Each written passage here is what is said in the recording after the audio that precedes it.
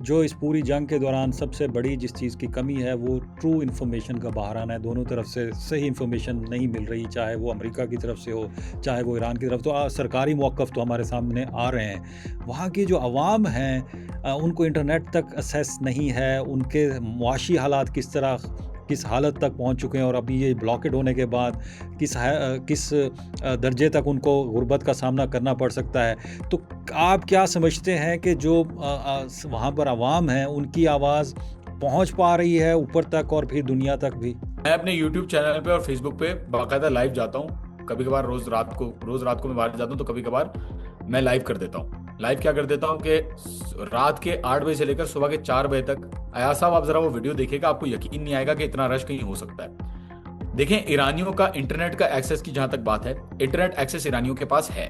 कौन सा internet access है? लोकल इंटरनेट एक्सेस है। मतलब क्या है? फूड डिलीवरी एप्स लोकली चल रही हैं। सोशल मीडिया, बाले, रूबिका, ईता, ये सोशल मीडिया की एप्स हैं, जैसे व्हाट्सएप है, फेसबुक है, तो वो इनकी अपनी एप्स हैं, वो भी चल रही हैं। कम्युनिकेशन की एप्स भी चल रही हैं, सब कुछ काम कर रहा है। क्या काम नहीं कर रहा?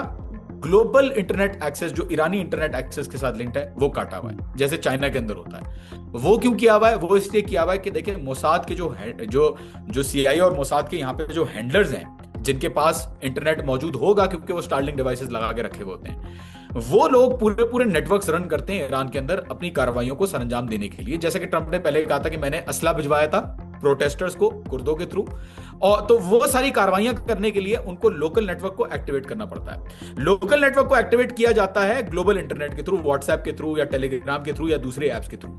अब इन ऐप्स को जो काटा ईरान ने, अब हो ये रहा है कि जो हैंडलर्स हैं, मजबूरन कोई अगर टैक्सी ड्राइवर है, चौकीदार है, कोई भी फैक्ट्री में काम कर रहा है, मजबूरन उनको लोकल इंटरनेट का जो इंफ्रास्ट्रक्चर है उसको यूज करना पड़ रहा है। और लोकल इंटरनेट इंफ्रास्ट्रक्चर जब वो यूज करते हैं इंटरनेट देने के लिए सामने वाले बंदे को कि भाई आ जाओ स्टारलिंक ले लो, या फॉर एग्जांपल कोऑर्डिनेट करने के लिए, तो ये लोग पकड़े जाते हैं।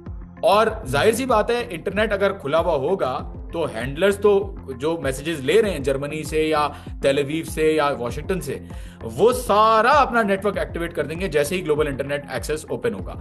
ईरानी आवाम वैसे ही जो है वो ट्विटर यूज नहीं करती, इंस्टाग्राम यूज करती है जेनजी काफी हद तक, लेकिन वहां पे आप जाके वीडियोस देख ले, फारसी में जो वीडियोस आ रही हैं वहां पे बेहतरीन वीडियोस आ रही हैं। तो ऐसा नहीं है कि जो लोग वीपीएन लगा के कर पा रहे हैं वो बड़ी बेहतरीन वीडियोस डाल रहे हैं ईरान की तरफ से, आपको नजर आ जाएगा, मैं आपको भेज भी दूंगा।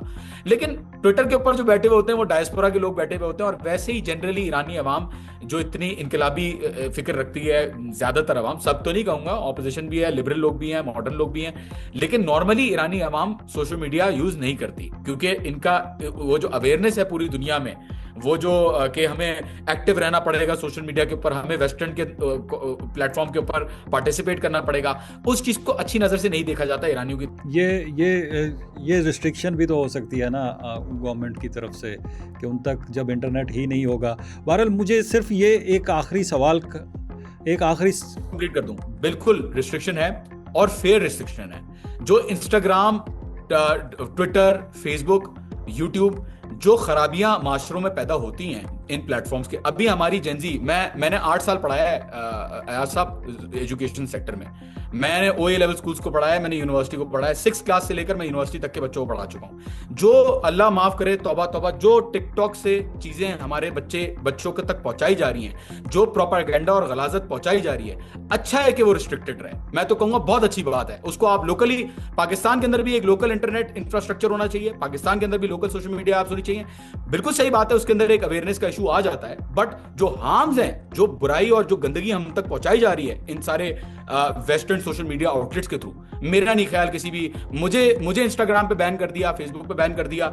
जाहिर सी बात है कोई भी यहाँ पे अपोजिंग, कोई भी वेस्टर्न उसके ऊपर अपोजिंग व्यूज रखेगा तो उसको तो ये लोग बैन कर देते हैं। आजादी तो कहीं भी नहीं है अयाज साहब, आजादी तो एग्जिस्ट करती ही नहीं है। एप्स्टीन के फाइल्स देख लें आप, रिजेक्ट देख लें, जितने लोग गायब हुए उनको देख लें सोशल मीडिया पे, अगर उसके ऊपर कोई, मैं आपसे बात करूंगा ना कुछ चीजों के बारे में तो आपका चैनल बैन हो जाएगा।